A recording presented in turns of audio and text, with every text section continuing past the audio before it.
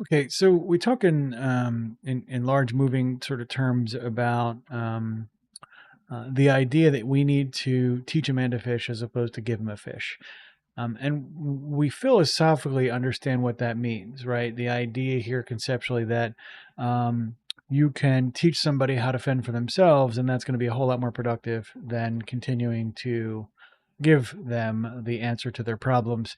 And yet, somehow, as workmen on the temple, we're more than happy to tell other folks how to swing their hammer and how to measure out and lay out their work.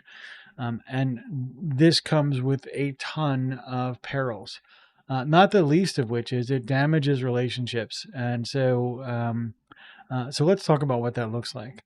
The moment you find in your travels that you say words like "you should" or why don't you, or why doesn't he, or why don't they, or why doesn't she, when you're doing any of that stuff, you are trying to give other people work.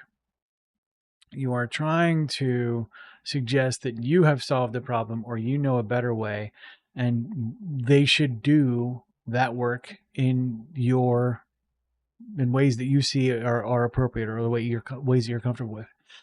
That model of giving other people work is is a cause for a ton of suffering and disappointment, I assure you. And in the same way, I can't help you understand that, or I can't understand it for you. I can tell you some of the drawbacks of it. So when you see that behavior in yourself, you might be a little more critical of where that comes from and why. So in a lot of cases, the desire to help others, and I mean the pathological versions of it, okay, the desire to help others, the desires to give work to other people, are all parts of carrying things like a superiority complex. So by knowing all the answers and having all the answers, you get to be the best person in the room for a while. That is a form of seeking external validation. It's a form of trying to um, uh, prove that you were awesome all along. And the reality for most people is, if you're awesome all along, you don't need to tell anybody any of that. That the best kind of help and support is genuine help and support. It's a kind ear. It's compassion. It's questioning. It's a genuine desire to learn more about what's going on. So as you're trying to manage your own work, the hallmarks that you're trying to give work to other people is, again, the moment you find those moments arising in your consciousness where you want to give work to others. You can't take it from them and you can't give it to them. That's their work and it's their business.